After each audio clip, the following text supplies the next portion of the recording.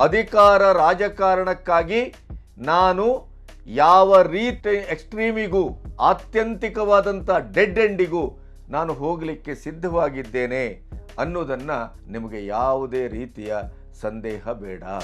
ಇವರು ಅಧಿಕಾರಕ್ಕೆ ಬಂದರೆ ಈ ದೇಶವನ್ನ ಯಾವ ರೀತಿಯಲ್ಲಿ ಪುನರ್ ಸ್ಥಾಪನೆ ಮಾಡ್ತಾರೆ, ಪುನರ್ ಸಂಘಟನೆ ಮಾಡ್ತಾರೆ ಮತ್ತು ಇಡೀ ದೇಶದ ಭಾವನಾತ್ಮಕವಾದಂಥ ಜಗತ್ತನ್ನ ಮುರಿದು ಇವರು ಯಾವ ರೀತಿ ಕಟ್ಟಲಿಕ್ಕೆ ಹೊರಟಿದ್ದಾರೆ ಅನ್ನೋದಕ್ಕೆ ಇದೊಂದು ಸಂಕೇತ ಅಂತ ನಾನು ಭಾವಿಸ್ತೇನೆ. ಸ್ವಾತಂತ್ರ್ಯ ಬಂದ ನೆಕ್ಸ್ಟ್ ಡೇ ಮರುದಿನ ಈ ದೇಶದ ಮೊದಲ ಪ್ರಧಾನಿ ಜವಾಹರ್ಲಾಲ್ ನೆಹರು ಅವರು ತಮ್ಮ ಇಡೀಯದಾದಂಥ ವಂಶಾವಳಿಯನ್ನ ಅಧಿಕೃತವಾಗಿ ಸಂಪೂರ್ಣವಾಗಿ ಅದನ್ನ ನಾಶ ಮಾಡಿಸ್ತಾರೆ. ಇವರ ಇಡೀಯದಾದಂಥ ಘಟಬಂಧನದ ಮೂಲ ಇರುವುದು ಎಲ್ಲಿ ಅಂತಂದ್ರೆ ಅದು ಹಿಂದುತ್ವದ ವಿರೋಧಿ ಗುಂಪಿನೊಟ್ಟಿಗೆ, ದೇಶ ವಿರೋಧಿ ಗುಂಪಿನೊಟ್ಟಿಗೆ, ಭಾರತ ಮಾತಾ ಕಿ ಜೈ ಅನ್ನುವಂಥವರ ವಿರುದ್ಧವಾಗಿ ಅಹಿಂಸೆ ಅಹಿಂಸೆ ಅಭಯ ಮುದ್ರಾ ಅಂತ ಘೋಷಣೆ ಮಾಡುವಂತ ರಾಹುಲ್ ಗಾಂಧಿ ಕೊನೆಗೂ ಸಾಮಾಜಿಕವಾಗಿ ಏನನ್ನ ಬಯಸುವವರೊಟ್ಟಿಗಿದ್ದಾರೆ. ಇವರು ಹಿಂಸೆಯನ್ನ ಬಯಸುವವರೊಟ್ಟಿಗೆ, ಕೊಲೆಪಾತಕವನ್ನ ಮಾಡುವವರೊಟ್ಟಿಗೆ, ರಕ್ತ ಪಿಪಾಸುಗಳನ್ನ ಒಟ್ಟಿಗಿಟ್ಟುಕೊಂಡಿದ್ದಾರೆ ಅನ್ನೋದನ್ನ ಅಧಿಕೃತ ದಾಖಲೆಗಳು ಹೇಳ್ತಾ ಇವೆ.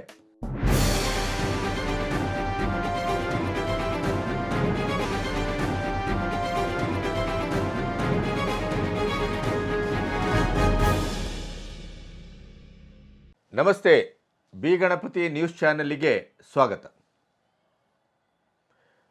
ಅಯೋಧ್ಯೆಯಿಂದ ಆರಂಭಿಸಿದ ಅಡ್ವಾಣಿಯವರ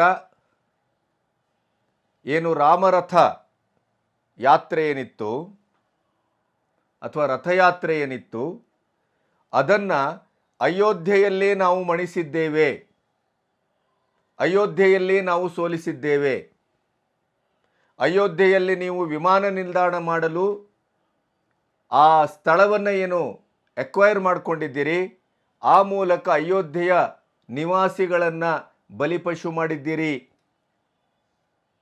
ಗುಜರಾತನ್ನು ನಾವು ನಿಮಗೆ ಚಾಲೆಂಜ್ ಮಾಡಿ ನಾವು ನಿಮ್ಮನ್ನು ಸೋಲಿಸ್ತೇವೆ ಮುಂದಿನ ಚುನಾವಣೆಯಲ್ಲಿ. ಅಲಹಾಬಾದಿನಲ್ಲಿ ನೀವು ನಮ್ಮ ಕಚೇರಿಯನ್ನು ಏನು ಒಡೆದಿದ್ದೀರಿ, ನಾವು ನಿಮ್ಮ ಇಡೀಯದಾಗಿ ಗುಜರಾತಿನ ಅವಿಚ್ಛಿನ್ನವಾದಂಥ ನಿಮ್ಮ ಅಧಿಕಾರದಿಂದಲೇ ನಿಮ್ಮನ್ನು ಒದ್ದೋಡಿಸ್ತೇವೆ. ಈ ರೀತಿಯಾಗಿ ಸಂಸತ್ತಿನ ಅಧಿವೇಶನದ ನಂತರ ಅಲಹಾಬಾದಿನ ಅವರ ಕಚೇರಿಯಲ್ಲಿ ಪಕ್ಷದ ಕಾರ್ಯಕರ್ತರನ್ನು ಉದ್ದೇಶಿಸಿ ರಾಹುಲ್ ಗಾಂಧಿ ಮಾತಾಡಿದ್ದಾರೆ. ನನಗೆ ಇಲ್ಲಿ ರಾಹುಲ್ ಗಾಂಧಿ ಅಯೋಧ್ಯೆಯಿಂದ ಅಡ್ವಾಣಿಯವರು ಆರಂಭಿಸಿದ ರಥಯಾತ್ರೆಯನ್ನು, ರಾಮಯಾತ್ರೆಯನ್ನು ಅದೇ ನೆಲದಲ್ಲಿ ನಾವು ಮಣಿಸಿದ್ದೇವೆ ಅನ್ನುವಂಥ ಈ ವಾಕ್ಯ ಇದೆಯಲ್ಲ, ಇದು ಸ್ವಲ್ಪ ಟ್ರಿಗರ್ ಆಯಿತು, ಬಹಳ ಮಹತ್ವ ಅಂತ ಅನಿಸ್ತು. ಯಾಕೆಂತಂದರೆ ನಿರಂತರವಾಗಿ ಚುನಾವಣೆಯ ಪೂರ್ವದಲ್ಲಿ, ಚುನಾವಣೆಯ ನಂತರ ಪ್ರಥಮ ಅಧಿವೇಶನ 18ನೇ ಲೋಕಸಭೆಯ ಮೊದಲ ಅಧಿವೇಶನದಲ್ಲಿ ವಿರೋಧ ಪಕ್ಷದ ನಾಯಕನಾಗಿ ಹಿಂದೂಗಳು ಹಿಂಸಾರತಿಗಳು, ಹಿಂದೂಗಳು ಸುಳ್ಳುಗಾರರು, ಹಿಂದೂಗಳು ದ್ವೇಷವನ್ನು ಬಿತ್ತುವವರು ಅಂತ ಏನು ಜನದೇಗುಲ ಸಂಸತ್ತಿನ ಅಧಿವೇಶನದ ನೆಲದಲ್ಲಿ ನಿಂತು ಉದ್ಘೋಷವನ್ನು ಮಾಡಿದ್ರಲ್ಲ ರಾಹುಲ್ ಗಾಂಧಿ, ಹಾಗಾದರೆ ರಾಹುಲ್ ಗಾಂಧಿಯ ಜೆನೆಟಿಕ್ ಆದಂಥ ಹಿನ್ನೆಲೆ ಏನು? ರಾಹುಲ್ ಗಾಂಧಿಯ DNA ಏನನ್ನು ಹೇಳ್ತಾ ಇದೆ? ರಾಹುಲ್ ಗಾಂಧಿ ಯಾರು? ರಾಹುಲ್ ಗಾಂಧಿ ಹಾಗಾದರೆ ಈ ದೇಶದ ಹಿಂದೂ ಸಂಸ್ಕೃತಿಯನ್ನು, ಸನಾತನ ಸಂಸ್ಕೃತಿಯನ್ನು, ನಮ್ಮ ಅಸ್ಮಿತೆಯನ್ನು ಸಂಪೂರ್ಣವಾಗಿ ನಿರಂತರವಾಗಿ ದ್ವೇಷಿಸ್ತಾ, ನಿರಾಕರಿಸ್ತಾ 110 ಕೋಟಿ ಹಿಂದೂಗಳಿಗೆ ಪ್ರತಿ ಕ್ಷಣವೂ ಸವಾಲನ್ನೆಸೆತ್ತಾ ತನ್ನ ರಾಜಕೀಯ ಜೀವನದ ಒಂದು ಉದ್ದಕ್ಕೂ ನಡ್ಕೊ ಬಂದಿದ್ದಾರೆ ಅಂತಾದರೆ, ಅದರಲ್ಲೂ ಈ 24ರ ಚುನಾವಣೆಯ ಇಂಡಿ ಕೂಟದ ಒಂದು ನೇತೃತ್ವವನ್ನು ವಹಿಸಿ ಅವರು ಹಿಂದೂ ಧರ್ಮದ ಬಗ್ಗೆ, ಹಿಂದೂ ಅಸ್ಮಿತೆಯ ಬಗ್ಗೆ, ಹಿಂದೂ ತತ್ವದ ಬಗ್ಗೆ, ಇಡೀಯದಾದಂಥ ಭಾರತೀಯತೆಯ ಬಗ್ಗೆ ಅಥವಾ ಭಾರತ ಮಾತೆ ಅನ್ನುವಂಥ ನಮ್ಮ ನಂಬಿಕೆ ಮತ್ತು ನಮ್ಮ ಇಡೀಯದಾದಂಥ ಒಂದು ಅನುರಣಿತ ಭಾವನಾತ್ಮಕವಾದಂಥ ನೆಲೆಗಟ್ಟಿಗೆ ಇಷ್ಟು ದ್ವೇಷದಿಂದ ಪ್ರತಿಕ್ರಿಯಿಸುವ ಮತ್ತು ಆಘಾತ ಮಾಡುವುದರ ಅರ್ಥ ಏನು? ನಾವಿದನ್ನು ಯಾವ ರೀತಿಯಲ್ಲಿ ಅರ್ಥೈಸ್ಕೋಬೇಕಾಗಾದರೆ, ಈ ಬಗ್ಗೆ ಒಂದು ರೀತಿಯಲ್ಲಿ ರಾಹುಲ್ ಗಾಂಧಿಯ ಇಡೀಯದಾದಂಥ ಹುಟ್ಟು ಮತ್ತು ಬೆಳವಣಿಗೆ, ಅವರ ಅಂತರಂಗದಲ್ಲಿ ಮನೆ ಮಾಡುವಂಥ ಅಥವಾ ಅಂತರಂಗದಲ್ಲಿ ಇಡೀಯದಾಗಿ ಎರಕಗೊಂಡಂತಹ ಒಂದು ದ್ವೇಷ ಮನೋಭಾವ ಇದೆಯಲ್ಲ, ಅದು ಕೇವಲ ಹಿಂದೂ ಧರ್ಮದ ವಿರೋಧಿಯೋ ಅಥವಾ ಈ ಭಾರತದ ಒಟ್ಟು ಸನಾತನ ಧರ್ಮದ ನೆಲೆಗಟ್ಟಿನ ವಿರೋಧಿಯೋ ಅನ್ನೋದನ್ನು ನಾವು ಸ್ಪಷ್ಟಪಡಿಸ್ಕೊಳ್ಬೇಕಾದಂಥ ಅಗತ್ಯ ಇದೆ ಅಂತ ನಾನು ಭಾವಿಸ್ತೇನೆ. ಹಾಗಾದರೆ ರಾಹುಲ್ ಗಾಂಧಿಯ ಇಡೀಯದಾದಂಥ ಕೌಟುಂಬಿಕ ಹಿನ್ನೆಲೆ ಏನು? ರಾಹುಲ್ ಗಾಂಧಿಯ ಒಟ್ಟು ಒಡನಾಟದ ಹಿನ್ನೆಲೆ ಏನು? ರಾಹುಲ್ ಗಾಂಧಿಯ ಒಟ್ಟು 42 ಪಕ್ಷಗಳ ಇಂಡಿ ಕೂಟದ ಅದರ ಆಂತರಿಕವಾದಂಥ ಆಶಯ ಯಾವುದರ ಮೇಲೆ ನಿಂತಿದೆ ಅಂತ ಗಮನಿಸಿದರೆ ನಿಮಗೆ ಸ್ಪಷ್ಟವಾಗಿ ಗೊತ್ತಾಗುತ್ತೆ. ಈ ಇಂಡಿ ಕೂಟ ಅಥವಾ ಕಾಂಗ್ರೆಸ್ಸು ತನ್ನ ಬದಲಾದ ಮನೋಭಾವದ ಮತ್ತು ಅಧಿಕಾರ ರಾಜಕಾರಣಕ್ಕಾಗಿ ನಾನು ಯಾವ ರೀತಿಯ ಎಕ್ಸ್ಟ್ರೀಮಿಗೂ ಆತ್ಯಂತಿಕವಾದಂಥ ಡೆಡ್ ಎಂಡಿಗೂ ನಾನು ಹೋಗಲಿಕ್ಕೆ ಸಿದ್ಧವಾಗಿದ್ದೇನೆ ಅನ್ನೋದನ್ನು ಸ್ವೀಕರಿಸಿದ್ದಾರೆ. ಅದೇ ರೀತಿಯಲ್ಲಿ ಪಂಥಾಹ್ವಾನವನ್ನು ಸ್ವೀಕರಿಸಿ ಈ ದೇಶದ ಮೂಲಭೂತವಾದಂಥ ಅಸ್ಮಿತೆಯನ್ನು ಮುಗಿಸಲಿಕ್ಕೆ ಹೊರಟಿದ್ದಾರೆ ಅನ್ನೋದರ ಬಗ್ಗೆ ನಿಮಗೆ ಯಾವುದೇ ರೀತಿಯ ಸಂದೇಹ ಬೇಡ. ಅದನ್ನು ಒಂದೊಂದಾಗಿ ನೋಡ್ತಾ ಹೋದರೆ ನಿಮಗೆ ಸ್ಪಷ್ಟವಾಗಿ ಗೊತ್ತಾಗುತ್ತೆ. ಕೇರಳದಲ್ಲಿ ಏನಾಗ್ತಾ ಇದೆ, ತಮಿಳುನಾಡಲ್ಲಿ ಏನಾಗ್ತಾ ಇದೆ, ಕರ್ನಾಟಕದಲ್ಲಿ ಏನಾಗ್ತಾ ಇದೆ. ಕರ್ನಾಟಕದಲ್ಲಿ ನೀವು ಭಾಳ ಮುಖ್ಯವಾಗಿ ಗಮನಿಸಬೇಕಾದದ್ದು, ಸಿದ್ದರಾಮಯ್ಯನವರ ಮುಖ್ಯಮಂತ್ರಿತ್ವದ ಮೊದಲ ಮತ್ತು ಎರಡನೇ ಅವಧಿಯನ್ನು ನೀವು ಗಮನಿಸಿದರೆ ನಿಮಗೆ ಈ ಮನೋಭಾವ ಎಷ್ಟು ತೀವ್ರವಾಗಿ ಗನಿಕಟ್ಟಿದೆ ಅನ್ನೋದು ಸ್ಪಷ್ಟ ಆಗುತ್ತೆ. ಅನ್ನರಾಮಯ್ಯ ಮೊದಲ ಅವಧಿಯಲ್ಲಿ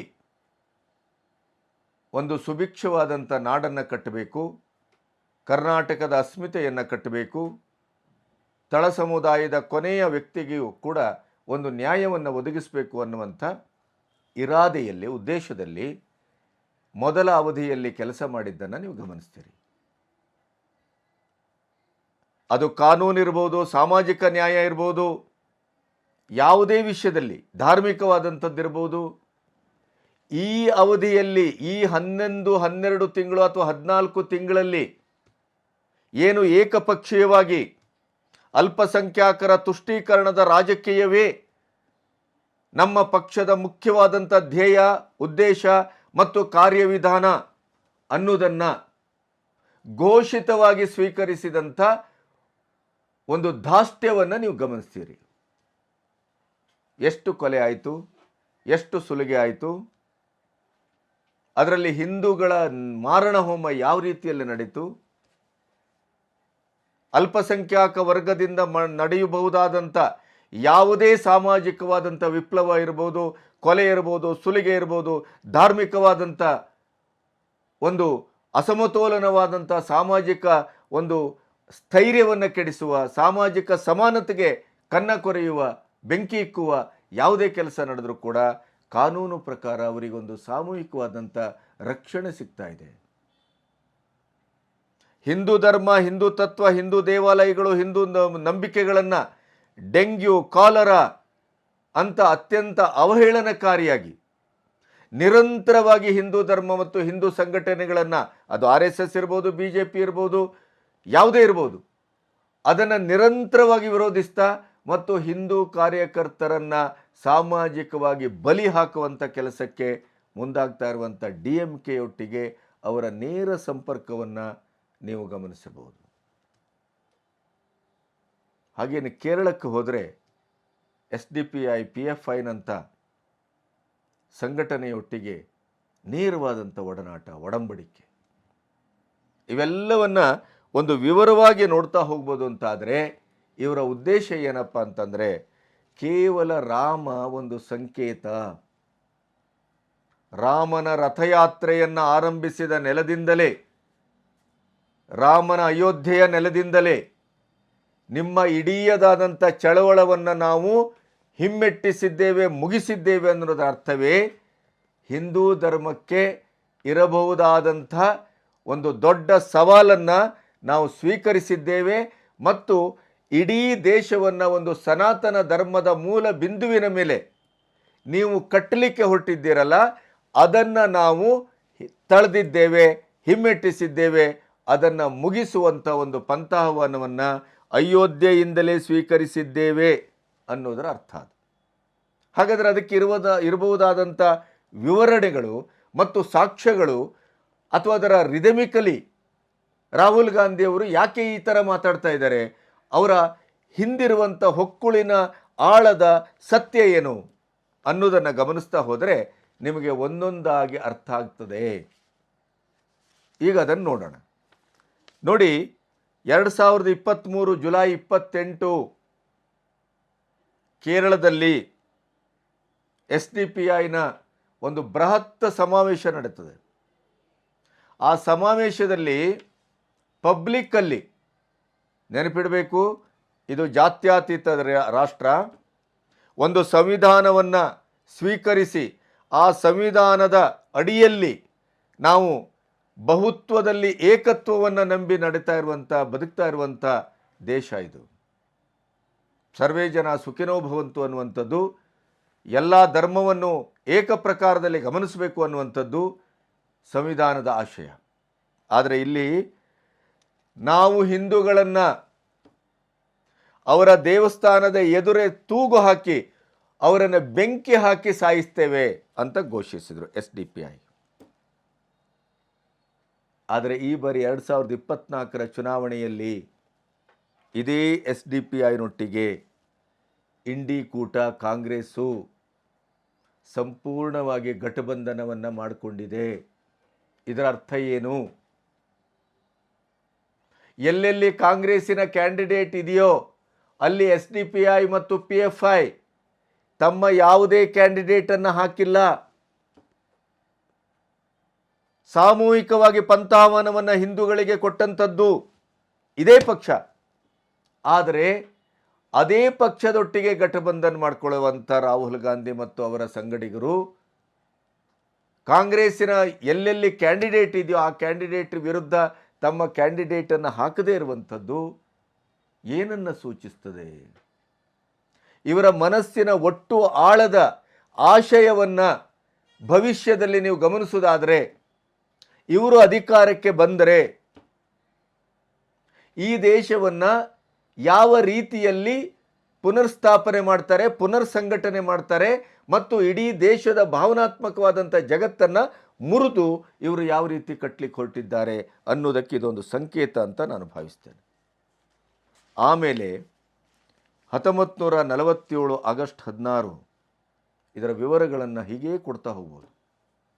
ಸ್ವಾತಂತ್ರ್ಯ ಬಂದ ನೆಕ್ಸ್ಟ್ ಡೇ, ಮರುದಿನ, ಈ ದೇಶದ ಮೊದಲ ಪ್ರಧಾನಿ ಜವಾಹರ್ಲಾಲ್ ನೆಹರು ಅವರು ತಮ್ಮ ಇಡೀಯದಾದಂಥ ವಂಶಾವಳಿಯನ್ನು ಅಧಿಕೃತವಾಗಿ ಸಂಪೂರ್ಣವಾಗಿ ಅದನ್ನು ನಾಶ ಮಾಡಿಸ್ತಾರೆ. ಇದು ದಾಖಲೆಯಾಗಿದೆ. ನೀವು ನಾಲ್ಗೆ ಚಪಲಕ್ಕೆ ಹೇಳುವಂಥದ್ದಲ್ಲ. ಸಂಪೂರ್ಣವಾಗಿ ತನ್ನ ವಂಶಾವಳಿಯನ್ನು ನಾಶಪಡಿಸ್ತಾರೆ. ಯಾಕೆ? ಇದರ ಸೂಚನೆ ಏನು? ಹಾಗಾದರೆ ಈ ಮಿಶ್ರ ಸಂಸ್ಕೃತಿಯ ಇಡೀ ಒಂದು ವಂಶಾವಳಿಯನ್ನು ದಾಖಲೆಯಿಂದ ಅದನ್ನು ನಿಗೂಢವಾಗಿ ಅದನ್ನು ನಾಶಗೊಳಿಸುವಂಥ ಕೃತ್ಯವನ್ನು 1947 ಆಗಸ್ಟ್ 16ರಂದು ನೆಹರು ಮಾಡ್ತಾರೆ ಅಂತಾದರೆ ಇದರ ಹಿಂದಿರುವಂಥ ದೂರದರ್ಶಿತ್ವ ಏನು? ಇದನ್ನು ನಾವು ಅರ್ಥ ಮಾಡ್ಕೋಬೇಕಲ್ವ. ಅಂದರೆ ರಾಹುಲ್ ಗಾಂಧಿ ಇವತ್ತು ಆಡುವ ಮಾತಿಗೆ ಇದರ ಇಡೀಯದಾದಂಥ ಇತಿಹಾಸದ ಹಿನ್ನೆಲೆ ಇದೆ. ಕೇವಲ ರಾಹುಲ್ ಗಾಂಧಿ ಅಬ್ಬರಕ್ಕೆ ಮಾತಾಡ್ತಾ ಇಲ್ಲ. ಇದು ಪಪ್ಪುವಿನ ಮಾತಲ್ಲ, ಅಪ್ರಬುದ್ಧತೆಯ ಮಾತಲ್ಲ. ಅಪ್ರಬುದ್ಧತೆಯ ವರ್ತನೆ ಇರಬಹುದು. ಸಾಂವಿಧಾನಿಕವಾಗಿ ಸಂಸತ್ ಭವನದಲ್ಲಿ ವರ್ತಿಸುವ ವರ್ತನೆ ಅತ್ಯಂತ ಚೈಲ್ಡಿಶ್ ಇರ್ಬೋದು, ಬಾಲಿಶ ಇರ್ಬೋದು. ಆದರೆ ಇದನ್ನು ಬಾಲಿಶ ಅಂತ ನಾವು ಭಾವಿಸಿದರೆ ನಾವು ಈ ದೇಶದ ಅಸ್ಮಿತೆಯನ್ನು ಕಳ್ಕೊಳ್ತೇವೆ. ಈ ದೇಶದ ಸನಾತನ ಸಂಸ್ಕೃತಿಯ ಮಹಾ ಸಂಸ್ಕೃತಿ ಏನಿದೆಯಲ್ಲ ಇಡೀ ವಿಶ್ವದಲ್ಲಿ, ಅಂಥ ಒಂದು ಮಹಾ ಸಂಸ್ಕೃತಿಯ ಅಧಪ್ಪತನಕ್ಕೆ ನಮ್ಮ ಈ ಬಾಲಿಶ ಅನ್ನುವಂಥ ನಿರ್ಲಕ್ಷ್ಯ ಕಾರಣ ಆಗುತ್ತೆ. ಅದರ ಅರ್ಥ ಪ್ರಧಾನಿಯವರು ಅವರ ಚೈಲ್ಡಿಶ್ ಬಾಲಿಶ ಹೇಳಿಕೆ ಅನ್ನೋದನ್ನು ನಾನು ಕೌಂಟರ್ ಮಾಡ್ತೇನೆ ಅಂತ ಭಾವಿಸಬೇಡಿ. ಪ್ರಧಾನಿಯವರಿಂದ ಜನಸಾಮಾನ್ಯರವರೆಗೆ ನಾವು ರಾಹುಲ್ ಗಾಂಧಿಯ ನಡವಳಿಕೆಯನ್ನು, ಅವರ ಮಾತನ್ನು, ಆ ಮಾತಿನ ಆಳದ ಸತ್ಯವನ್ನು ಬಹಳ ಗಂಭೀರವಾಗಿ ಗಮನಿಸಬೇಕಾದಂಥ ಸ್ಥಿತಿಯಲ್ಲಿ ನಿಂತಿದ್ದೇವೆ. ಅದನ್ನು ಹಾಗೆ ಒರೆಸುವ, ನಿರ್ಲಕ್ಷಿಸುವ ಸ್ಥಿತಿಯಲ್ಲಿ ನಾವಿಲ್ಲ ಅನ್ನೋದನ್ನು ನಿಮಗೆ ನಾನು ಪ್ರಚುರಪಡಿಸ್ತಾ ಇದ್ದೇನೆ. ನೋಡಿ, ಜಮಾಯಿತುಲಾಮೆ ಹಿಂದ್ ಅದರ ಆಸ್ಸಾಂನ ಅಧ್ಯಕ್ಷ, ರಾಜ್ಯಾಧ್ಯಕ್ಷ, all India United democratic front ಅಂತ ಅದರ ಇನ್ನೊಂದು ಹೆಸರು. ಅದರ ರಾಜ್ಯಾಧ್ಯಕ್ಷ ಬದ್ರುದ್ದೀನ್ ಅಜ್ಮಲ್ ಅಂತ, ನಿಮಗೆ ಗೊತ್ತಾಗತ್ತೆ, ಫೋಟೋದಲ್ಲಿ ಅವರ ಮುಖವನ್ನು ತೋರಿಸ್ತೇವೆ. ಇವರು ರಾಹುಲ್ ಗಾಂಧಿಯ ಪರಮ ಆಪ್ತರು. ಇವರು ಆಡುವ ಮಾತುಗಳು ಹೇಗಿರ್ತವೆ ಅನ್ನೋದನ್ನು ನೀವು ಕೇಳಿದ್ದೀರಿ. ಪ್ರತಿ ಮಾತು ಅವರು ಹಿಂದೂಗಳ ವಿರುದ್ಧವಾಗಿರುತ್ತೆ, ಹಿಂದೂ ಸಂಸ್ಕೃತಿಯ ವಿರುದ್ಧವಾಗಿರುತ್ತೆ, ಹಿಂದೂಗಳನ್ನು ಕಂಡಲ್ಲಿ ನಾಶಗೊಳಿಸಬೇಕು ಅನ್ನುವಂಥ ಅತ್ಯುಗ್ರವಾದಂಥ ಭಾಷಣವನ್ನು ಮಾಡ್ತಾರೆ ಅವರು. ಅತ್ಯಂತ ಹಿಂಸಾತ್ಮಕವಾದಂಥ ಹೇಳಿಕೆ ಕೊಡೋದರಲ್ಲಿ ಹಿ ಈಸ್ ನಂಬರ್ 1. ಆದರೆ ರಾಹುಲ್ ಗಾಂಧಿ ಏನು ಹೇಳ್ತಾರೆ? ಡರ್ನೆ ಕಾ ನಹೀ, ಡರಾವೋ ಮತ್, ಭಯಪಡಿಸುವ ಹಾಗೆ ಇಲ್ಲ, ಭಯಪಡಿಸಬಾರದು. ಭಯೋತ್ಪಾದಕತೆಗೆ ಹಿಂಬು ಕೊಡುವ, ಭಯೋತ್ಪಾದಕತೆಯ ಒಂದು ವಾತಾವರಣವನ್ನು ಸೃಷ್ಟಿಸುವ, ಈ ದೇಶದಲ್ಲಿ ಎಲ್ಲರೂ ಸಮಾನವಾಗಿ ಬದುಕಬೇಕು ಅನ್ನುವ, ಬಹುತ್ವದಲ್ಲಿ ಏಕತ್ವ ಅನ್ನುವಂಥ ಒಂದು ಆಶಯದಲ್ಲಿ ನಾವು ಬದುಕಿದ್ದು, ಪಾಪ್ಯುಲೇಷನ್ ಎಕ್ಸ್ಚೇಂಜ್ ಮಾಡಿ ಪಾಕಿಸ್ತಾನವನ್ನು, ಬಾಂಗ್ಲಾದೇಶವನ್ನು ಒಡೆತೀರಿ ಅಂತಾದರೆ ಪಾಪ್ಯುಲೇಷನ್ ಎಕ್ಸ್ಚೇಂಜ್ ಮಾಡಿ ಅಂತ ಅಂಬೇಡ್ಕರ್ ಹೇಳಿದರೂ ಕೂಡ ಅದನ್ನು ಮಾಡಿಲ್ಲ. ಈ ದೇಶ ಸಹಿಸಿಕೊಂಡಿತು. ಅವರಿಗೆ ಪ್ರತ್ಯೇಕ ರಾಷ್ಟ್ರವನ್ನು ಕೊಟ್ಟು ಈ ರಾಷ್ಟ್ರದಲ್ಲಿ ಇದ್ದವರನ್ನು ಕೂಡ ನಮ್ಮವರು ಅಂತ ಭಾವಿಸಿದೆವು. ಆದರೂ ಕೂಡ ಇವತ್ತು ಬದ್ರುದ್ದೀನ್ ಅಜ್ಮಲ್ನಂಥವರು ಈ ದೇಶದ ಅನ್ನವನ್ನು, ಈ ದೇಶದ ನೆಲೆಯನ್ನು, ಈ ದೇಶದ ಸ್ವಾತಂತ್ರ್ಯವನ್ನು, ಸಂವಿಧಾನವನ್ನು, ಅದರ ಹಕ್ಕನ್ನು ಅನುಭವಿಸ್ತಾ ಬಹುಸಂಖ್ಯಾತ 110 ಕೋಟಿ ಹಿಂದೂಗಳ ವಿರುದ್ಧವಾಗಿ ಅತ್ಯಂತ ಆಕ್ರೋಶಭರಿತರಾಗಿ ಹಿಂಸಾತ್ಮಕವಾಗಿ ಮಾತಾಡಿದರೂ ಕೂಡ ರಾಹುಲ್ ಗಾಂಧಿಯವರು ಇಲ್ಲಿಯವರೆಗೂ ಯಾವುದೇ ರೀತಿಯ ಒಂದೇ ಒಂದು ಪ್ರತಿಕ್ರಿಯೆಯನ್ನು ಕೊಟ್ಟಿಲ್ಲ.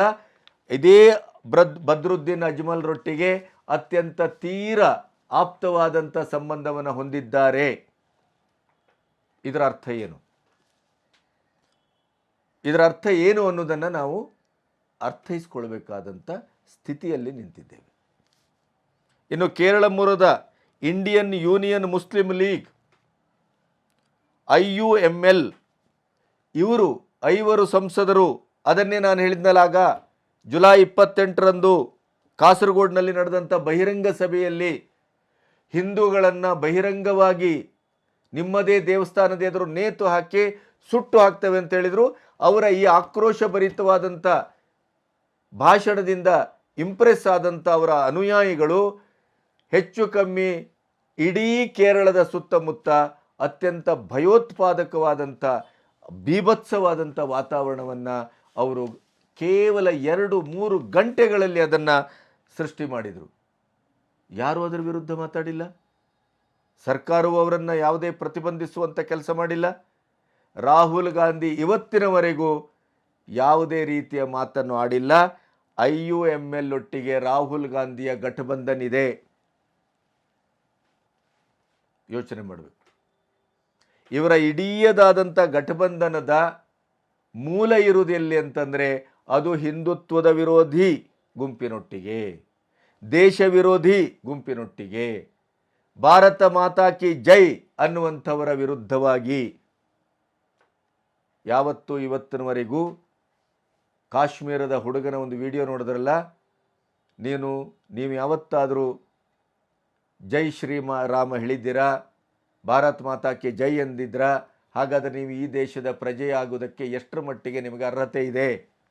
ಯಾಕೆಂದರೆ ಹಿಂದೂಗಳು ಬಹುಸಂಖ್ಯಾತರು, ಇಲ್ಲಿಯ ಹಿಂದೂ ಧರ್ಮ, ಇಲ್ಲಿಯ ಸನಾತನ ಧರ್ಮ ನಮ್ಮ ಉಸಿರು, ನಮ್ಮ ಸಂಸ್ಕೃತಿ, ನಮ್ಮ ಬದುಕು, ನಮ್ಮ ಚಹರೆ, ನಮ್ಮ ಈ ನೆಲದ ಪುರಾತನವಾದಂಥ ಒಂದು ಕಲ್ಚರು. ಅದಕ್ಕೆ ನೀವು ಬದ್ಧರಾಗಿಲ್ಲ ರಾಹುಲ್ ಗಾಂಧಿಯವರೇ. ನೀವು ಯಾವ ಧರ್ಮದ ಬಗ್ಗೆ ಮಾತಾಡ್ತೀರಿ, ಯಾವ ಧರ್ಮದ ಬಗ್ಗೆ ಮಾತಾಡುವ ನೈತಿಕತೆ ಇದೆ ಅಂತ ಕಾಶ್ಮೀರದ ಹುಡುಗ ಆಕ್ರೋಶಭರಿತನಾಗಿ ಮಾತಾಡಿದ್ದ ಅದರ ವಿಡಿಯೋವನ್ನು ನಿಮಗೆ ತೋರಿಸಿದ್ದೇವೆ. ಇದೇ ರೀತಿ ಮುಂದುವರಿತಾ ಹೋದರೆ ಕರ್ನಾಟಕ, ತಮಿಳುನಾಡು, ಕೇರಳದಲ್ಲಿ 10 ವರ್ಷಗಳಲ್ಲಿ, ಈ 10 ವರ್ಷಗಳಲ್ಲಿ ತಗೊಳ್ಳೋಣ, ಕೇಂದ್ರದಲ್ಲಿ ಮೋದಿ ಅಧಿಕಾರದಲ್ಲಿದ್ದಂಥ ಈ ದಶಕವನ್ನೇ ಇಟ್ಟುಕೊಂಡು ಮಾತಾಡೋಣ ಅಂತಾದರೆ ಹಿಂದೂ ಕಾರ್ಯಕರ್ತರ ಸಂಘಟನೆಯಲ್ಲಿ ಕೆಲಸ ಮಾಡುವಂಥವರ ಅತ್ಯಂತ ಭೀಕರ ಕೊಲೆಗಳಾಗಿದ್ದಾವೆ. ಅತ್ಯಂತ ಭೀಕರವಾದಂಥ ಕೊಲೆಗಳಾಗಿದ್ದಾವೆ. ಈ ಕೊಲೆಗಳಲ್ಲಿ 80ಕ್ಕೂ ಹೆಚ್ಚು ಕೊಲೆಗಳಲ್ಲಿ PFI, SDPI ಆರೋಪಿ ಸ್ಥಾನದಲ್ಲಿ ನಿಂತಿದೆ. ಆದರೆ ಈ PFI ಮತ್ತು SDPI ಒಟ್ಟಿಗೆ ರಾಹುಲ್ ಗಾಂಧಿಯವರ ನಿಕಟ ಸಂಪರ್ಕ ಇದೆ. ಅವರ ಗಠಬಂಧನದ ಭಾಗವಾಗಿದ್ದಾರೆ ಅವರು. ಹಾಗಾದರೆ ಈ ದೇಶದ ಕಾನೂನಿಗೆ, ಈ ದೇಶದ ಸಂವಿಧಾನಕ್ಕೆ, ಈ ದೇಶದ ಸನಾತನ ಧರ್ಮಕ್ಕೆ ರಾಹುಲ್ ಗಾಂಧಿ ಬೆಲೆ ಕೊಡ್ತಾರೆ ಅಂತ ನಾವು ಭಾವಿಸಬೇಕೇ? ರಾಹುಲ್ ಗಾಂಧಿ ಯಾಕೆ ಹಿಂದೂಗಳನ್ನು ಹಿಂಸಾರತಿಗಳು ಅಂತ ಕರೀತಾರೆ, ಸುಳ್ಳು ಹೇಳುವವರು ಅಂತ ಕರೀತಾರೆ, ದ್ವೇಷವನ್ನು ಬಿತ್ತುತ್ತಾರೆ ಅಂತ ಕರೀತಾರೆ ಅಂತ ನಿಮಗಿಷ್ಟು ಘಟನೆಯಿಂದ ಅರ್ಥ ಆಯಿತು ಅಂತ ನಾನು ಭಾವಿಸ್ತೇನೆ. ಅಂದರೆ ಅಹಿಂಸೆ ಅಹಿಂಸೆ ಅಭಯ ಮುದ್ರಾ ಅಂತ ಘೋಷಣೆ ಮಾಡುವಂಥ ರಾಹುಲ್ ಗಾಂಧಿ ಕೊನೆಗೂ ಸಾಮಾಜಿಕವಾಗಿ ಏನನ್ನು ಬಯಸುವವರೊಟ್ಟಿಗಿದ್ದಾರೆ ಇವರು? ಹಿಂಸೆಯನ್ನು ಬಯಸುವವರೊಟ್ಟಿಗೆ, ಕೊಲೆಪಾತಕವನ್ನು ಮಾಡುವವರೊಟ್ಟಿಗೆ, ರಕ್ತಪಿಪಾಸುಗಳನ್ನು ಒಟ್ಟಿಗಿಟ್ಟುಕೊಂಡಿದ್ದಾರೆ ಅನ್ನೋದನ್ನು ಅಧಿಕೃತ ದಾಖಲೆಗಳು ಹೇಳ್ತವೆ. ಹಾಗಾಗಿ ಅವರು ಹಿಂದೂ ವಿರೋಧಿಗಳಾಗಿ ಮಾತಾಡೋದ್ರ ಬಗ್ಗೆ ನಮಗೆ ಆಶ್ಚರ್ಯ ಆಗಬೇಕಾಗಿಲ್ಲ ಅಂತ. ನಾವು ಅವರನ್ನು ಅರ್ಥ ಮಾಡ್ಕೊಳ್ಳೋದ್ರಲ್ಲಿ ಸೋತಿದ್ದೇವೆ, ಅವರು ಯಾರು ಅನ್ನೋದನ್ನು ನೋಡೋದ್ರಲ್ಲಿ ಸೋತಿದ್ದೇವೆ. ಅವರ ಇಡೀದಾದಂಥ ಜೆನೆಟಿಕಲಿ ಅವರು ಯಾವ ರೀತಿ ವರ್ತಿಸ್ತಾ ಇದ್ದಾರೆ, ಯಾಕೆ ವರ್ತಿಸ್ತಾ ಇದ್ದಾರೆ ಅನ್ನೋದನ್ನು ನಾವು ಅರ್ಥ ಮಾಡ್ಕೊಳ್ಳುವಲ್ಲಿ ಸೋಲ್ತಾ ಇದ್ದೇವೆ ಅನ್ನೋದನ್ನು ನಾವು ಅರ್ಥ ಮಾಡ್ಕೋಬೇಕು.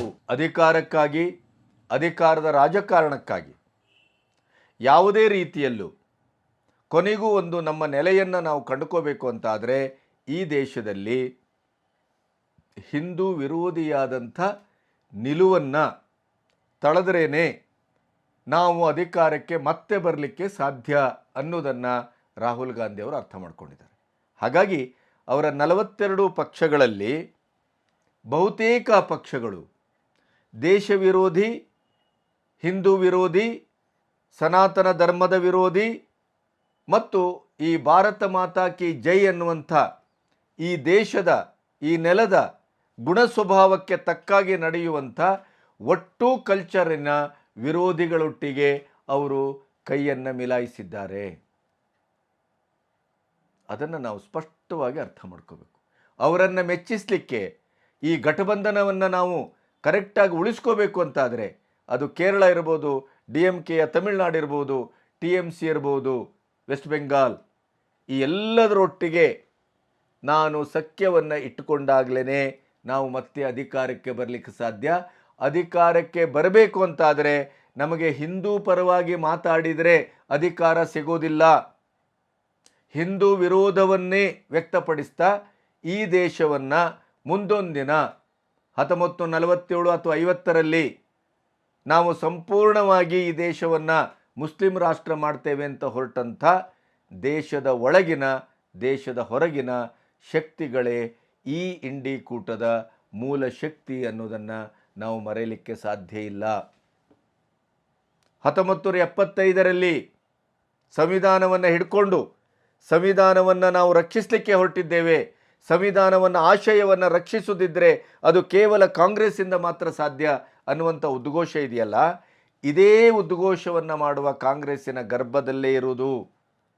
21 ತಿಂಗಳ ಕಾಲ ಸಂವಿಧಾನವನ್ನು ಬರ್ಖಾಸ್ತು ಮಾಡಿ, ಪತ್ರಿಕಾ ಸ್ವಾತಂತ್ರ್ಯವನ್ನು ಸಂಪೂರ್ಣ ನಾಶ ಮಾಡಿ, ಪ್ರತಿಪಕ್ಷಗಳ ಮತ್ತು ಇಡೀ ದೇಶದ ಸಂವಿಧಾನವನ್ನು ರಕ್ಷಿಸಬೇಕು, ಸಂವಿಧಾನದ ಆಶಯದ ಪ್ರಕಾರ ಸ್ವಾಯತ್ತೆ ಮತ್ತು ಸ್ವಾತಂತ್ರ್ಯಕ್ಕಾಗಿ, ಸಾಮಾಜಿಕ ನ್ಯಾಯಕ್ಕಾಗಿ ಹೋರಾಡಿದಂಥ ಪ್ರತಿಯೊಬ್ಬರನ್ನು ಜೈಲಿಗೆ ಅಟ್ಟಿದಂಥ, ಅವರ ಮೇಲೆ ಕ್ರೂರವಾಗಿ ಶಿಕ್ಷೆಯನ್ನು ಸುರಿಸಿದಂಥ ಒಂದು ಕರಾಳವಾದಂಥ ಇತಿಹಾಸಕ್ಕೆ ಕಾರಣವಾದಂಥ 1975ರ ಅಲಹಾಬಾದಿನ ತೀರ್ಪನ್ನು ಒಪ್ಪಿಕೊಳ್ಳದೆ, ಅದನ್ನು ಎದುರಿಸಲಾಗದೆ, ಕೊನೆಗೂ 352ರ ವಿಧಿಯನ್ನು, ಸಂವಿಧಾನಾತ್ಮಕವಾದಂಥ 352ರ ವಿಧಿಯನ್ನು ಸಂಪೂರ್ಣವಾಗಿ ದುರುಪಯೋಗ ಮಾಡಿಕೊಂಡು ಇದೇ ರಾಹುಲ್ ಗಾಂಧಿಯವರ ಅಜ್ಜಿ ಇಂದಿರಾ ಗಾಂಧಿಯವರು ತುರ್ತು ಪರಿಸ್ಥಿತಿಯನ್ನು ಹೇರಿದ್ದನ್ನು ಈ ದೇಶ ಯಾವತ್ತಾದರೂ ಮರೆಯಲಿಕ್ಕೆ ಸಾಧ್ಯವಿದೆಯೇ? ಅಂಥವರಿಂದ ಸಂವಿಧಾನದ ರಕ್ಷಣೆ ಸಾಧ್ಯ ಇದೆಯೇ?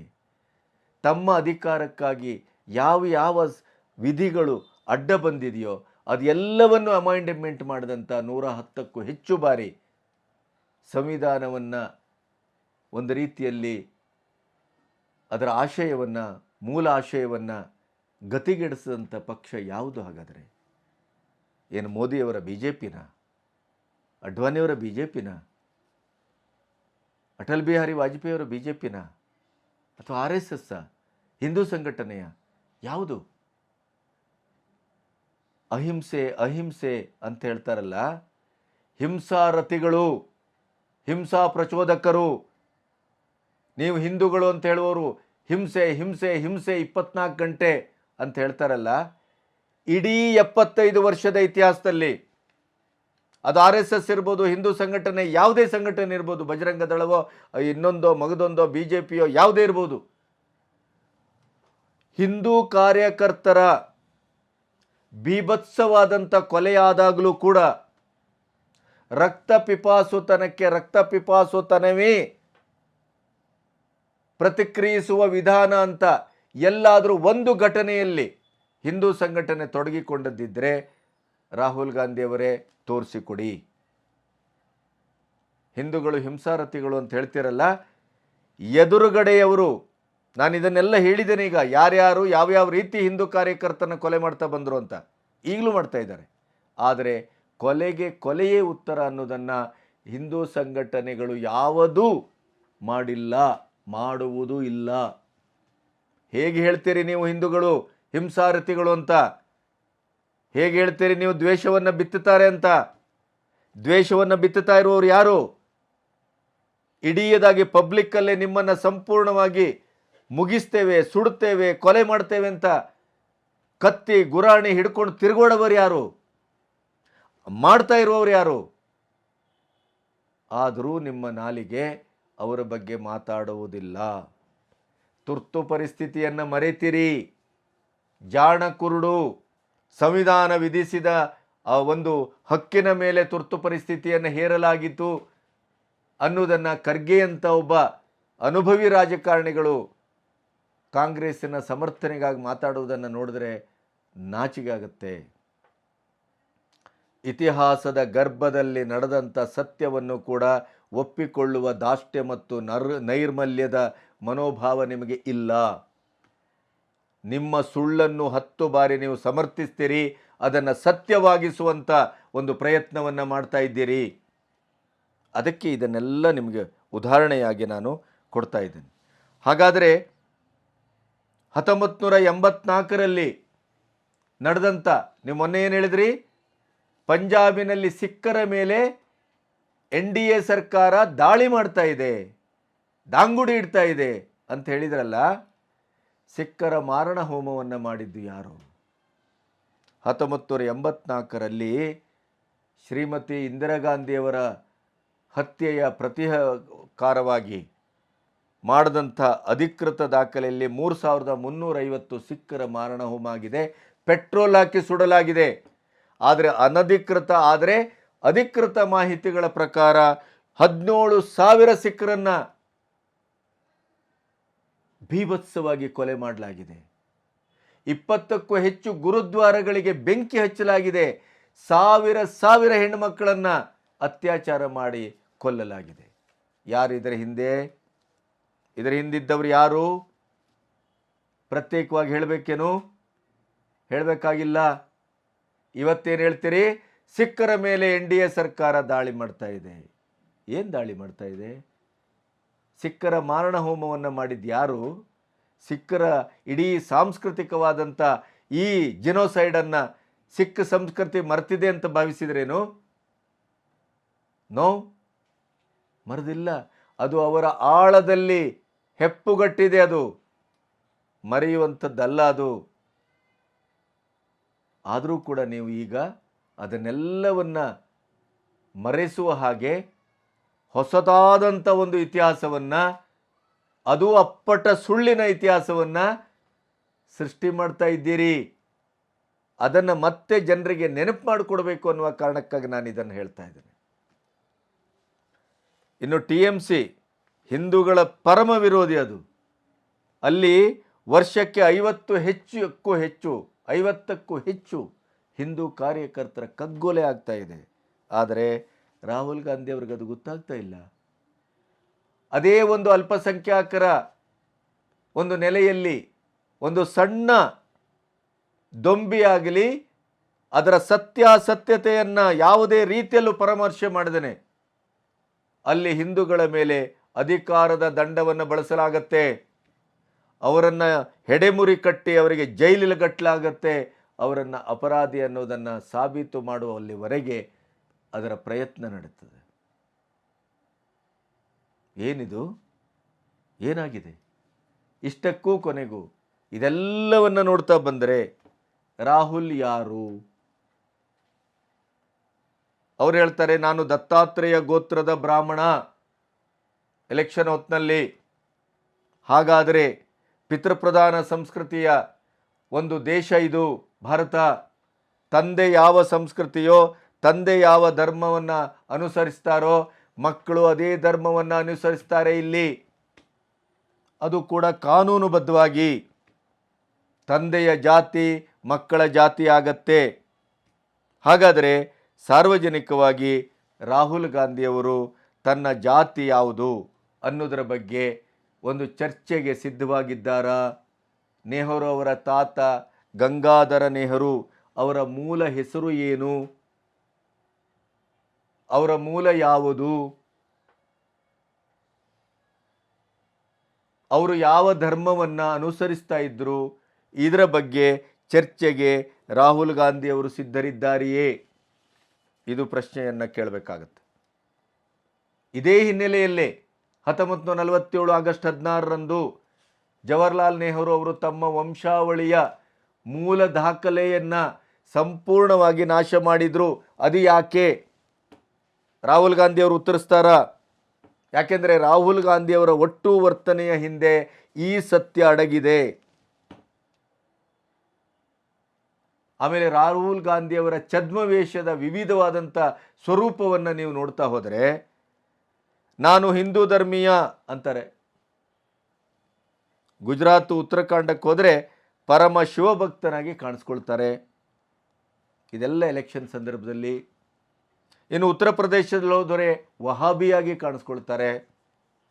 ಈಶಾನ್ಯ ರಾಜ್ಯಗಳಲ್ಲಿ ನಾನೊಬ್ಬ ಪ್ರೊಟೆಸ್ಟೆಂಟ್ ಕ್ರಿಶ್ಚಿಯನ್ ಅಂತ ಘೋಷಿಸ್ಕೊಳ್ತಾರೆ. ಅದೇ ಮನುಷ್ಯ ಇಟಲಿ, ಲಂಡನ್, ಅಮೆರಿಕಕ್ಕೆ ಹೋದರೆ ನಾನೊಬ್ಬ ಕೆಥಲಿಕ್ ಕ್ರಿಶ್ಚಿಯನ್ ಅಂತ ಗುರುತಿಸ್ಕೊಳ್ತಾರೆ. ಯಾವುದು ರಾಹುಲ್ ಗಾಂಧಿಯವರ ಮೂಲ? ಯಾವುದು ರಾಹುಲ್ ಗಾಂಧಿಯವರ ಮೂಲ ಧರ್ಮ? ಯಾವುದು ಅವರ ಆಚರಣೆ ಮಾಡ್ತಾ ಇರುವುದು ಏನು?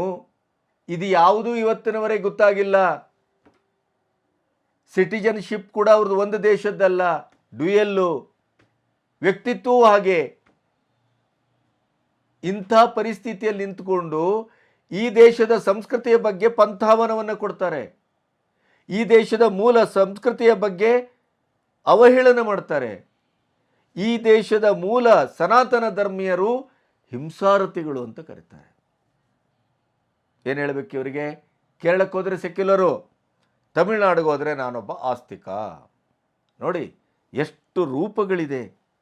ಕಾಶ್ಮೀರಕ್ಕೆ ಹೋದರೆ ತಾನೊಬ್ಬ ಸೂಫಿ ಅಂತ ಹೇಳ್ಕೊಳ್ತಾರೆ.